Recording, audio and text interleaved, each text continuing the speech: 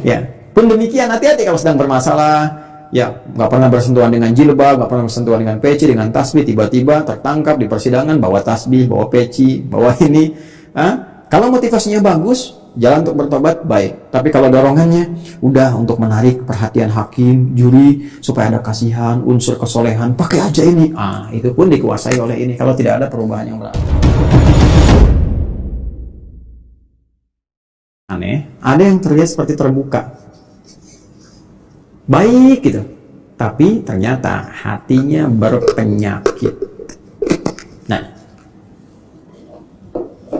penyakitnya ini berbeda dengan penyakit-penyakit yang kufur tadi, penyakit-penyakit yang fasik tadi. Yang ini lebih kronis sifatnya, karena tidak nampak secara langsung dari perilaku. Kalau yang kufur nampak langsung dari perilaku. Ya, penyakitnya dari fahsya misalnya, muncul apa? Pornografi, nonton gambar-gambar yang tak bagus, video-video yang buruk, yang itu pornografi itu akan membawa kepada tingkat yang lebih serius. Bahkan nanti ke LGBT ini riset dari riset ini nanti. Jadi kalau dari, mohon maaf tuh, pornografi itu candu yang sangat luar biasa. Itu pornografi itu lebih bahaya dari narkoba. Narkoba itu sudah bahaya, ya, apalagi pornografi naik, nanti itu pengantar kepada LGBT, itu yang paling bahaya, ke atasnya lagi. Nah, ini teman-teman sekalian, itu fahsya, kata-kata kotor, jorok dan sebagainya. Ya, mencuri, membunuh, merampok dan sebagainya itu mungkar.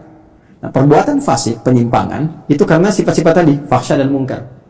Nah, munafik itu samar sifatnya. Ya, kalau fahsya dan mungkar itu membentuk perilaku. Orang maling kan mencuri, kelihatan perilakunya ada. Tapi kalau munafik itu perilakunya kayak baik, sikapnya baik. Padahal kebaikan itu dibangun oleh sinyal-sinyal yang kotor dari nafsunya. Itu penyakitnya, penyakit yang sangat menarik. Berbeda dengan penyakit-penyakit biasa. Apa di dalamnya?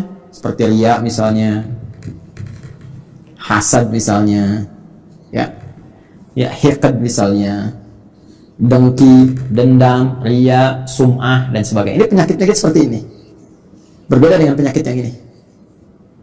Nah, riya ingin kelihatan pamer, ya, ingin kelihatan dermawan. Dermawannya bagus tuh, dermawan bagus, ya, bagus dermawannya.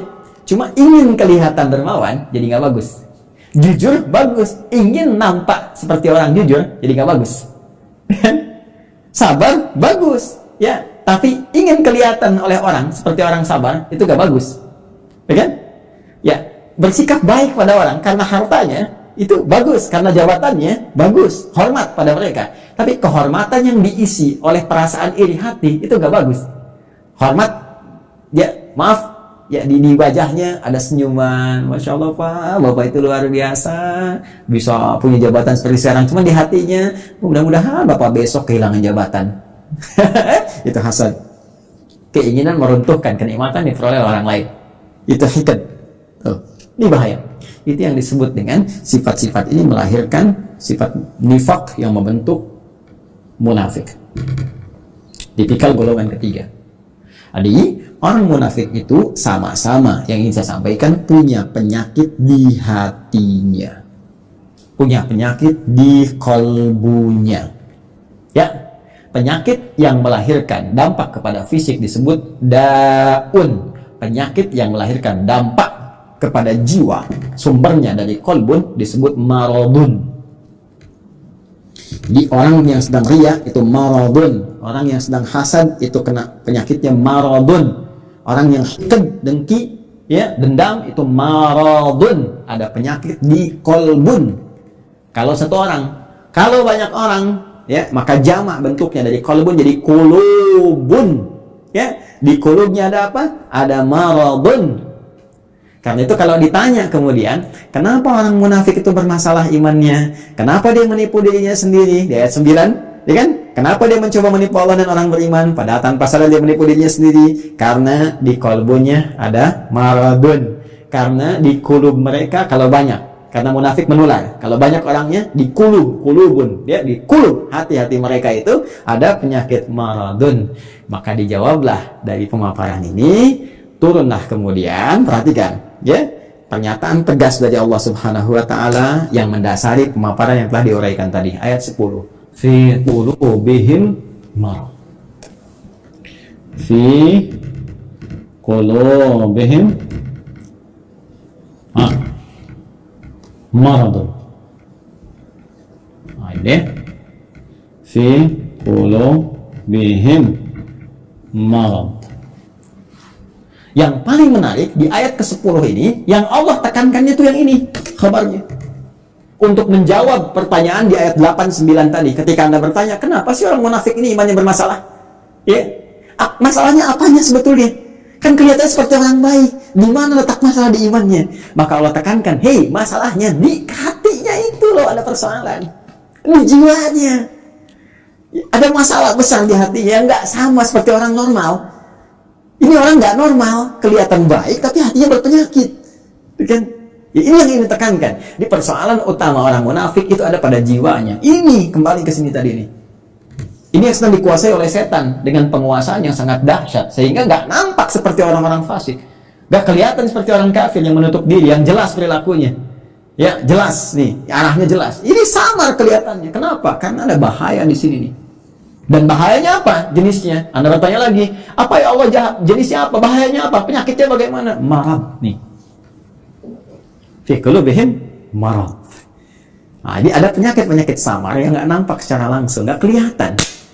Ya, nggak kelihatan, tapi lewat perilaku itu bisa terdeteksi. Nanti yang bisa melihatnya adalah nilai-nilai keikhlasan. Benar nggak nih?